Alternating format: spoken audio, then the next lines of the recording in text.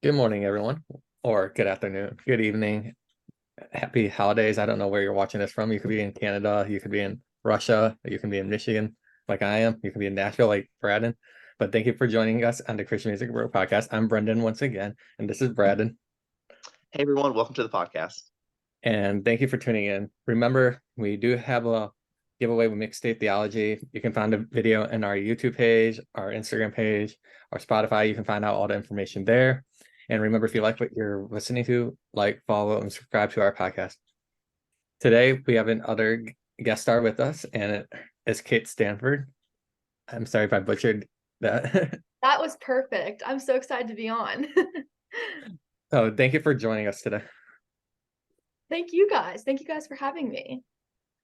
Yeah, no problem. We're just gonna dive right in. Can you give us a little bit about your music background? We'll start off with your music background and we'll go from there. Sure. So I'm going to go from the very beginning, and I always love to tell this story. When I was 6 years old, I was put into my school talent show, and I sang The Best of Both Worlds by Hannah Montana. And I vividly remember, like, ever since childhood, I was like, wow, like, I really love performing. Like, I love being on stage. Like, I love music. I love, like, all the technicality that comes behind that. So then from that moment on, I started studying classical music throughout my childhood. And I was a competitive classical singer almost my whole life. And when I was about 16 or 17, I really started loving singing at my church. And I was like, wow, like, I think that I started honing in on my actual passion, and that's music and ministry. And I just started loving what I did. And the thing that really started kickstarting me into the Christian music world was that I actually had my song "I'm a Believer" featured on Palau the movie, which Louis Palau was a big philanthropist, and you might have heard his voice on Caleb. He also gave a lot to Caleb, and that's really what kickstarted me into this journey, and I could not be more blessed. And ever since I did that song for the movie, I was like, wow, like, I love this and I love what I'm doing. And what, 5 years later, here I am. And it's been so much fun. It's been such a blessing just having this journey. So Very cool to share with that. I know all about Palau. I did stage crew for one of his festivals back in the day, so I know a little bit about him. oh, So very cool. Okay. I don't like some people don't know, and I always just like figure I'm like, I need to explain this. But that's amazing. Wow. I don't know how I got involved. Just like I went to the first day, like as a normal, like just spectator watching it because it was a free event. Yeah. And then I get there early the second day because we got there late the first day. We're like, we want better seats. So we're gonna go early so we can get the best seats possible. They're like, hey, our stage crew person dropped out. Can you be our stage crew person for this event? So that's how that happened. Crazy.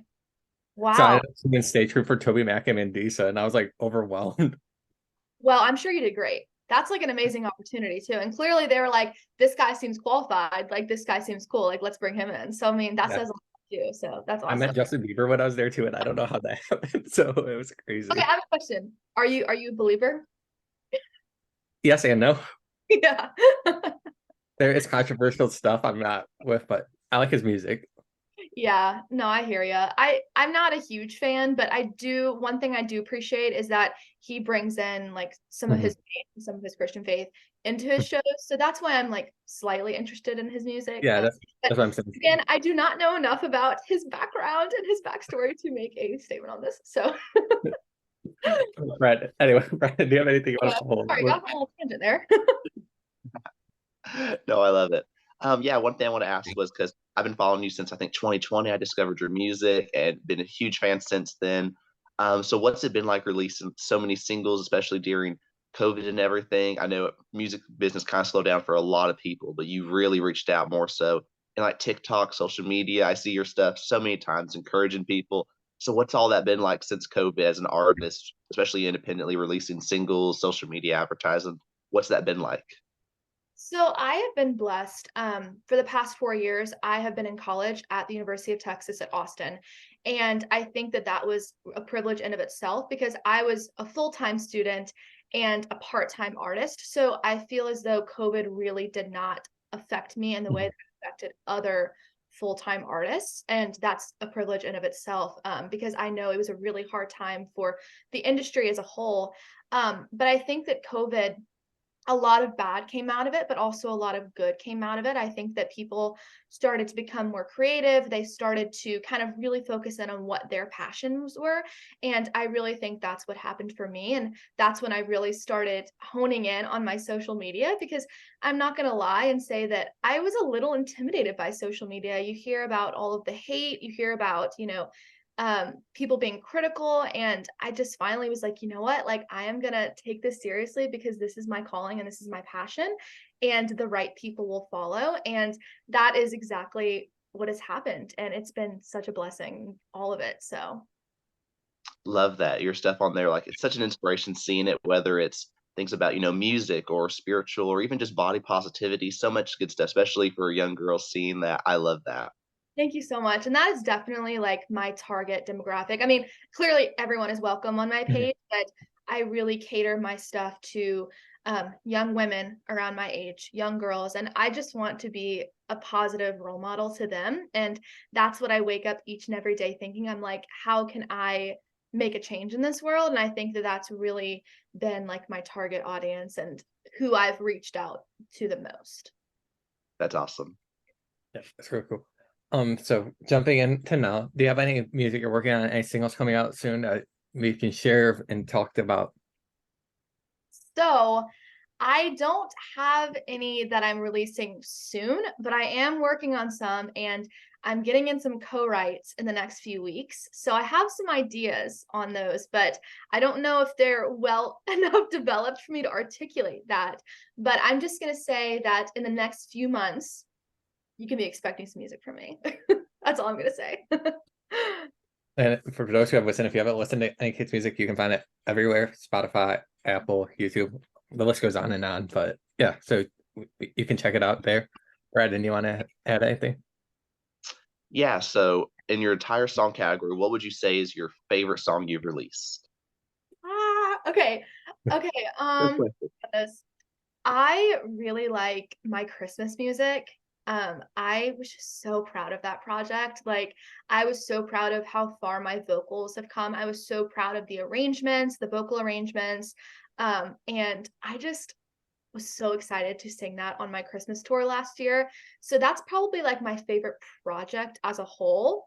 But single wise, I would have to say my song Change. I released that back in 2020. So that was a few years ago, but it still resonates with me to this Mhm. day. I will say that some of the songs that I released when I was younger, I look back and I'm like, that's a perfect song for where I was at the time.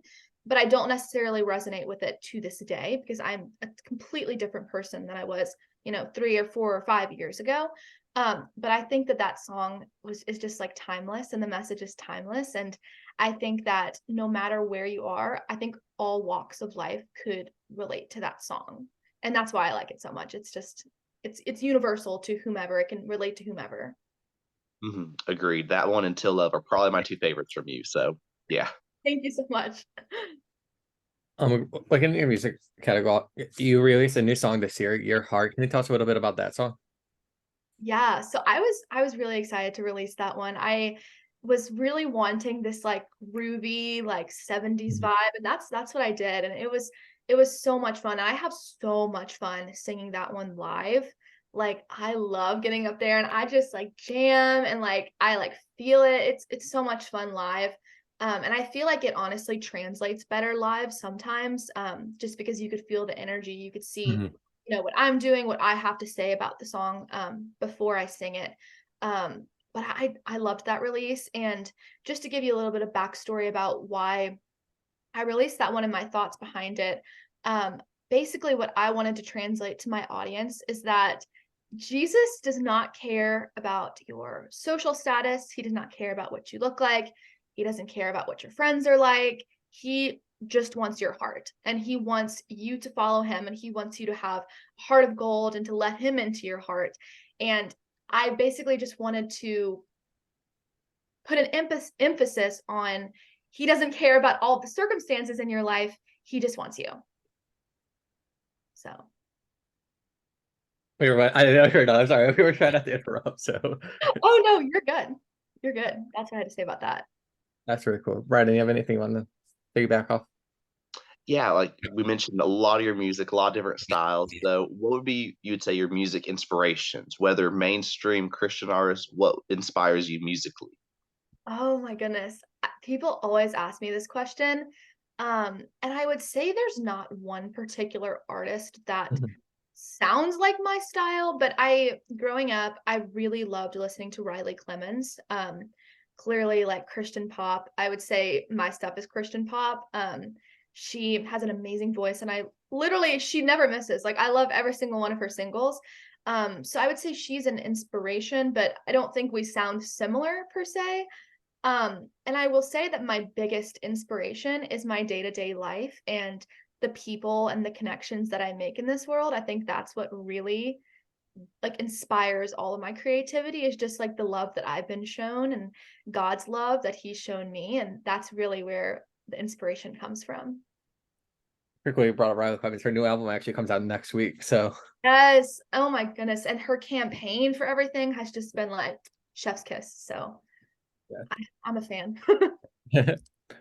um do you have any events coming up for anyone to check out? Like, do you have any events coming up that anyone can come check out your music, listen? Yes, I am so excited about this one. I am playing Sunrise in Virginia Beach on September 23rd, and I will be having the privilege of playing with Jeremy Rosado and Torrin Wells. It's going to be so fun, and it's so pretty there. I've never been to Virginia, much less Virginia Beach, and I was like looking at all the pictures, and like it's literally like on the beachfront. Like we're playing like on the beachfront, which is like so crazy. So I am so excited for that. So if you're in the area, please come and check it out. Not just for me, for everyone else. And they have some amazing local artists too playing that I'm really excited to see as well. We're not in the area, but you're in the East Coast time zone then. Because we Yeah, were talking about time zones before we were meeting. So there you go. Brad, do you have anything else you want to add before I turn it over to Kate? One last thing. Yeah, so you mentioned again, of course, you're an independent artist. So how has it been like, releasing these songs into the world? Like, how do you process what song goes, what song kind of just stays for something for you versus what you release out there to everyone else? Because again, your songs have reached so many people, especially social media campaigns with it all. So what is that process like? Is it just release whatever comes, or is there a certain thing like, okay, this song has it to go out there? I'm trying to think. So I am very, I think, hypercritical of myself and like my songs sometimes. So it really takes a lot for me to release a song. Like I have this big journal of ideas and songs that have just not made the cut, like not made my cut at least. No one Mm. else is really looking at them except for me and my like consultant manager. But it's really just my decision of if I want to release something or not. And I think that the three main things that I look at are if the theme is consistent throughout the song and if I'm covering an important topic that will reach not only me, it's not important to just me, it can be important to other people as well, because at the end of the day, it's not really about me, it's about my audience and spreading the gospel and spreading um, topics that are important and people who also are struggling with those issues. So that's what I really keep in mind. It's like less about me and like this topic might be important to me, but is it important to other people? And that's really what I focus on. That's Love really that. Yeah. we just have a few extra minutes. We would like to give the floor for you to talk about or talk about anything you want. So we'd like to give our guests a few minutes to talk about or ask anything or whatever they want to do. Oh, well, I'm trying to think. Well, it has just been so much fun just having the privilege to play all of these festivals. And I was recently at Kingdom Bound in July, and that was so much fun. That was in upstate New York, and I got to play with some like amazing artists on the lineup. The One Common, I don't know if you know them, they were amazing. Renee was on the same stage as me.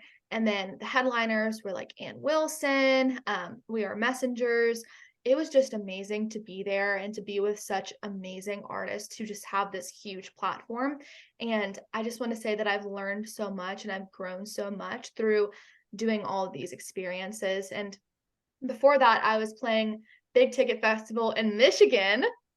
I was almost going to be there actually.